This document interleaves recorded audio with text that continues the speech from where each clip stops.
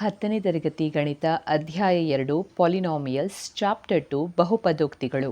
ಇವತ್ತಿನ ವಿಡಿಯೋದಲ್ಲಿ ವರ್ಗ ಬಹುಪದೋಕ್ತಿಯ ಶೂನ್ಯತೆಗಳ ರೇಖಾಗಣಿತೀಯ ಅರ್ಥ ಏನು ಅಂತ ಹೇಳಿ ಕಲಿಯೋಣ.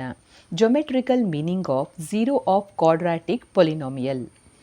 ಮೊದಲಿಗೆ ಶೂನ್ಯತೆ ಅಥವಾ ಝೀರೋ ಆಫ್ ಪೊಲಿನಾಮಿಯಲ್ ಅಂತ ಹೇಳಿದರೆ ಏನರ್ಥ? ಯಾವುದೇ ಒಂದು ಪೊಲಿನಾಮಿಯಲನ್ನು ತೆಗೆದುಕೊಂಡು ಅಲ್ಲಿ ಎಕ್ಸ್ ಇರುವಂಥ ಜಾಗದಲ್ಲಿ ಬೇರೆ ಬೆಲೆಯನ್ನು ಹಾಕಿ ಕೊನೆಗೆ ನಾವು ಸಾಲ್ವ್ ಮಾಡ್ತಾ ಹೋದಾಗೆ ನಮಗೆ ಬರುವಂಥ ಉತ್ತರ ಝೀರೋ ಸಿಕ್ಕಿದ್ರೆ ನಾವು ಹಾಕಿದಂಥ ಬೆಲೆಯನ್ನು ನಾವು ಆ ಬಹುಪದೋಕ್ತಿಯ ಶೂನ್ಯತೆ ಅಥವಾ ಝೀರೋ ಅಂತ ಹೇಳ್ತೇವೆ. ಸೊ ನೀವು ವರ್ಗ ಬಹುಪದೋಕ್ತಿ ಅಂತ ಹೇಳಿದರೆ ಅದು ಯಾವ ಫಾರ್ಮಲ್ಲಿ ಇರ್ತದೆ? ವರ್ಗ ಬಹುಪದೋಕ್ತಿ ಅಂತ ಹೇಳಿದರೆ X square plus B X plus C is equal to zero ಅಥವಾ X square plus B X plus C ಈ ಫಾರ್ಮಲ್ಲಿರ್ತದೆ. ಇಲ್ಲಿ ಎಯು ಝೀರೋಗೆ ಸಮವಾಗಿರಬಾರ್ದು. ಇದನ್ನು ನಾವು ವರ್ಗ ಬಹುಪದೋಕ್ತಿ ಅಥವಾ ಕ್ವಾಡ್ರಾಟಿಕ್ ಪೊಲಿನಾಮಿಯಲ್ ಅಂತ ಹೇಳ್ತೇವೆ. ಯಾಕೆಂದರೆ ಇಲ್ಲಿರುವಂಥ ಗರಿಷ್ಠ ಘಾತ ಅಥವಾ ಡಿಗ್ರಿ ಮಹತ್ತಮ ಘಾತ 2 ಆಗಿದೆ. ಹಾಗಾಗಿ ಇದೊಂದು ವರ್ಗ ಬಹುಪದೋಕ್ತಿ. ವರ್ಗ ಬಹುಪದೋಕ್ತಿಯ ಬೆಲೆಗಳನ್ನು ಕಂಡುಹಿಡಿದು ಅದನ್ನು ನಕ್ಷೆಯ ರೂಪದಲ್ಲಿ ನಾವು ಪ್ರತಿನಿಧಿಸಿದಾಗ ಅದು ನಮಗೆ ಒಂದು ಪರವಲಯವನ್ನು ಕೊಡ್ತದೆ. ಸೊ ನಾವಿದನ್ನು ಪರವಲಯ ಅಥವಾ ಪ್ಯಾರಬೋಲಾ ಅಂತ ಹೇಳ್ತೇವೆ. ಸೊ ಪ್ಯಾರಬೋಲಾ ಅಂತ ಹೇಳಿದರೆ ಅದು ಈ ಶೇಪಲ್ಲಿ ಇರ್ತದೆ, ಡೌನ್ವರ್ಡ್ ಅಥವಾ ಅಪ್ವರ್ಡ್. ಇದು ಅಪ್ವರ್ಡ್ ಪ್ಯಾರಬೋಲಾ, ಹಾಗೆ ಇದು ಡೌನ್ವರ್ಡ್ ಪ್ಯಾರಬೋಲಾ. ಇದನ್ನು ನಾವು ಕನ್ನಡದಲ್ಲಿ ಪರವಲಯ ಅಂತ ಹೇಳ್ತೇವೆ. ಸೊ ಇಲ್ಲಿ ನೀವು ಕೆಲವೊಂದು ಉದಾಹರಣೆಗಳನ್ನು ತೆಗೆದುಕೊಳ್ಬೋದು. ಉದಾಹರಣೆಗೋಸ್ಕರ ನಾನಿಲ್ಲಿ ಒಂದು ವರ್ಗ ಬಹುಪದೋಕ್ತಿ ಅಥವಾ ಕ್ವಾಡ್ರಾಟಿಕ್ ಬಹುಪದೋಕ್ತಿ ಪೊಲಿನಾಮಿಯಲನ್ನು ತೆಗೆದುಕೊಂಡಿದ್ದೇನೆ. X square minus 3x minus 4 ಅಂತ ಇದೆ. ಇಲ್ಲಿ ಕೆಲವೊಂದು ಬೆಲೆಗಳನ್ನು ತೆಗೆದುಕೊಂಡಿದ್ದೇನೆ. ರ್ಯಾಂಡಮ್ ಆಗಿ ಕೆಲವೊಂದು ಬೆಲೆಗಳನ್ನು ಎಕ್ಸ್ಗೆ ಹಾಕಿದಾಗ ವೈಗೆ ಈ ಬೆಲೆಗಳು ಸಿಗ್ತವೆ. ಅಂದರೆ ಎಕ್ಸ್ ಇಸ್ ಈಕ್ವಲ್ ಟು -2 ಅಂತ ಈ ಜಾಗದಲ್ಲಿ ಹಾಕಿದಾಗ ನಮಗೆ ವೈಯ ಬೆಲೆ 6 ಸಿಗ್ತದೆ. ಹಾಗೆ ಎಕ್ಸ್ ಇಸ್ ಈಕ್ವಲ್ ಟು -1 ಅಂತ ಹಾಕಿದಾಗ ವೈಯ ಬೆಲೆ 0 ಸಿಗ್ತದೆ. ಈ ರೀತಿ ಕೆಲವೊಂದು ಬೆಲೆಗಳನ್ನು ತೆಗೆದುಕೊಂಡು ಈ ವೈಯ ಇಕ್ವೇಷನಲ್ಲಿ ಹಾಕ್ತಾ ಹೋಗಿದ್ದೇನೆ. ಆಗ ವೈಯ ಬೆಲೆ ಸಿಕ್ಕಿದೆ. ಈಗ ಈ ಬೆಲೆಗಳನ್ನು ಒಂದು ನಕ್ಷೆಯ ಮೂಲಕ ಪ್ರತಿನಿಧಿಸುವ ಅಥವಾ ಗ್ರಾಫಲ್ಲಿ ಪ್ಲಾಟ್ ಮಾಡಿ ನೋಡುವ. ಸೊ ಇದನ್ನು ಗ್ರಾಫಲ್ಲಿ ಪ್ಲಾಟ್ ಮಾಡಿದಾಗ ಇಲ್ಲಿ ಮೊದಲಿಗೆ -2 ಮತ್ತು 6 ಇದೆ. ಇದು ಪಾಸಿಟಿವ್ ಎಕ್ಸ್ ಆಕ್ಸಿಸ್, ಇದು ನೆಗೆಟಿವ್ ಎಕ್ಸ್ ಆಕ್ಸಿಸ್, ಹಾಗೆ ನೆಗೆಟಿವ್ ವೈ ಆಕ್ಸಿಸ್, ಹಾಗೆ ಪಾಸಿಟಿವ್ ವೈ ಆಕ್ಸಿಸ್. -2 ಮತ್ತು 6 ಇದೆ. ಸೊ -2 ಅಂದರೆ ಎಕ್ಸ್, ಹಾಗೆ 6 ಅಂತ ಹೇಳಿದರೆ ಇದು. ಸೊ ಹಾಗಾಗಿ ಈ ಪಾಯಿಂಟನ್ನು ನಾವು -2 6 ಅಂತ ತೆಗೆದುಕೊಳ್ಬೋದು. ಹಾಗೆ -1 0, -1 ಅಂತ ಹೇಳಿದರೆ ಇದು 0, ವೈಯ ಬೆಲೆ 0 ಅಂದರೆ ಈ ಪಾಯಿಂಟ್. ನೆಕ್ಸ್ಟ್ 0 -4, ಸೊ 0 -4 ಅಂತ ಹೇಳಿದರೆ ಈ ಪಾಯಿಂಟ್. 1 -6, ಸೊ 1 ಅಂತ ಹೇಳಿದರೆ ಇಲ್ಲಿ ಪಾಸಿಟಿವ್ ಇದೆ, ಹಾಗೆ -6 ಅಂತ ಹೇಳಿದರೆ ಈ point. Next 2 -6, so 2 -6, 3 -4, so 3 -4. Next 4 ಮತ್ತು 0, ಸೊ ಈ ಪಾಯಿಂಟ್. ಹಾಗೆ 5 ಮತ್ತು 6 ಅಂದರೆ ಈ ಪಾಯಿಂಟ್. ಸೊ ಈ ಎಲ್ಲ ಪಾಯಿಂಟ್ಸ್ಗಳನ್ನು ನೀವು ಜೋಡಿಸಿದಾಗ ನೀವಿಲ್ಲಿ ಕಾಣ್ಬೋದು ನಿಮಗೆ ಯಾವ ರೀತಿಯ ಒಂದು ಶೇಪ್ ಸಿಗ್ತಾ ಇದೆ. ಇದನ್ನು ನಾವು ಪರವಲಯ ಅಥವಾ ಪ್ಯಾರಬೋಲಾ ಅಂತ ಹೇಳ್ತೇವೆ. ಸೊ ಇದು ನಮಗೆ ಕ್ವಾಡ್ರಾಟಿಕ್ ಪೊಲಿನಾಮಿಯಲ್ ಅಥವಾ ವರ್ಗ ಬಹುಪದೋಕ್ತಿಯನ್ನು ರೇಖಾಗಣಿತವಾಗಿ ನಾವು ಪ್ರತಿನಿಧಿಸಿದಾಗ ಈ ರೀತಿಯ ಒಂದು ಸ್ಟ್ರಕ್ಚರ್ ಸಿಗ್ತದೆ.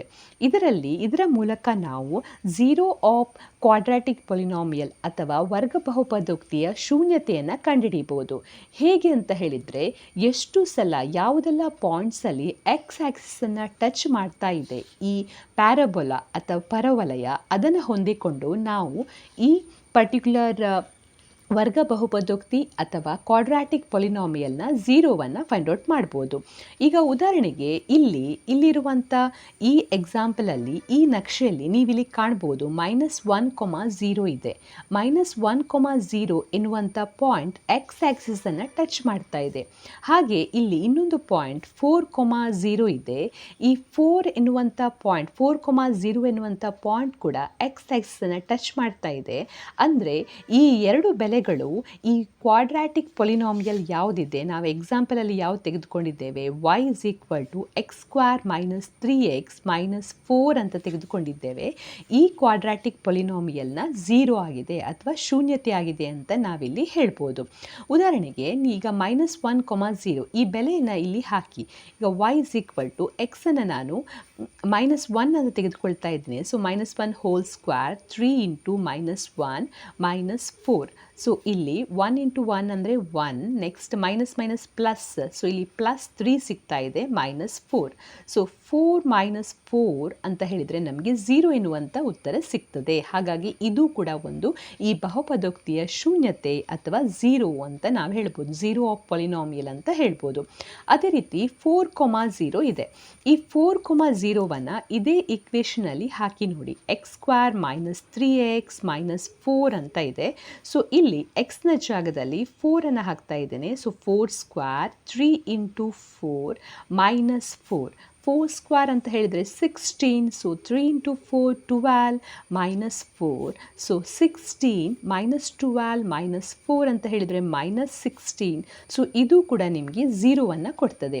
ಅಂದರೆ ಇಲ್ಲಿರುವಂಥ ಈ ಬೆಲೆಗಳು ಏನಿದೆ ಇದು ಈ ಕ್ವಾಡ್ರಾಟಿಕ್ ಪೊಲಿನಾಮಿಯಲ್ ಅಥವಾ ವರ್ಗ ಬಹುಪದೋಕ್ತಿಯ ಶೂನ್ಯತೆ ಆಗಿದೆ, ಝೀರೋಸ್ ಆಗಿದೆ.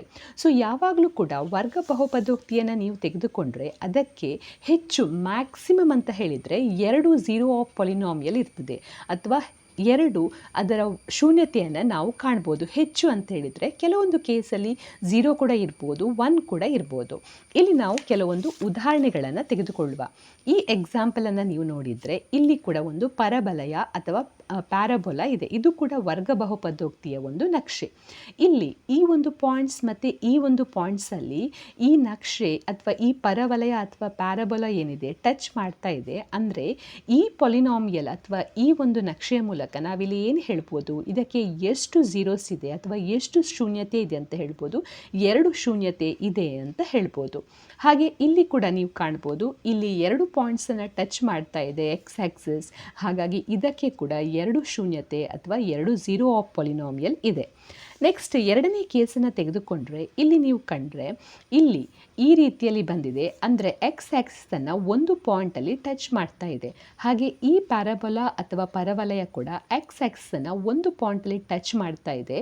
ಅಂದರೆ ಈ ಪರ್ಟಿಕ್ಯುಲರ್ ವರ್ಗ ಬಹುಪದೋಕ್ತಿ ಅಥವಾ ಕ್ವಾಡ್ರಾಟಿಕ್ ಪೊಲಿನಾಮಿಯಲ್ ಏನಿದೆ ಇದಕ್ಕೆ 1 ಶೂನ್ಯತೆ ಇದೆ ಅಂತ ಹೇಳ್ಬೋದು. ಇದರ 0 ಆಫ್ ಪೊಲಿನಾಮಿಯಲ್ 1 ಆಗಿದೆ ಅಂತ ಹೇಳ್ಬೋದು. ಯಾಕೆಂದರೆ ಒಂದು ಪಾಯಿಂಟ್ ಮಾತ್ರ ಎಕ್ಸ್ ಆಕ್ಸಿಸನ್ನು ಟಚ್ ಮಾಡ್ತಾ ಇದೆ. ಹಾಗೆ ಮೂರನೇ ಗ್ರಾಫನ್ನು ನೋಡಿದರೆ ಇಲ್ಲಿ ಇರುವಂಥ ಪ್ಯಾರಬೋಲಾ ಅಥವಾ ಪರಬಲಯ ಎಕ್ಸ್ ಆಕ್ಸಿಸನ್ನು ಟಚ್ ಮಾಡ್ತಾ ಇಲ್ಲ, ಯಾವುದೇ ಪಾಯಿಂಟ್ಸನ್ನು ಟಚ್ ಮಾಡ್ತಾ ಇಲ್ಲ. ಹಾಗಾಗಿ ಈ ಒಂದು ವರ್ಗ ಬಹುಪದೋಕ್ತಿಯ ನಕ್ಷೆ ಏನಿದೆ ಇದರಲ್ಲಿ ಶೂನ್ಯತೆ ಇಲ್ಲ, ಅಂದರೆ ಶೂನ್ಯತೆ 0 ಆಗಿದೆ. ಇಲ್ಲಿ ಯಾವುದೇ ಶೂನ್ಯತೆ ಇಲ್ಲ ಅಂತ ನಾವು ಹೇಳ್ಬೋದು. ನೋ 0 ಆಫ್ ಪೊಲಿನಾಮಿಯಲ್ ಅಂತ ಹೇಳ್ಬೋದು. ಸೊ ಈ ರೀತಿಯಲ್ಲಿ ವರ್ಗ ಬಹುಪದೋಕ್ತಿ ಅಥವಾ ಕ್ವಾಡ್ರಾಟಿಕ್ ಪೊಲಿನಾಮಿಯಲ್ನ ಶೂನ್ಯತೆಯನ್ನು ನಾವು ಕಂಡುಹಿಡಿಯಬಹುದು.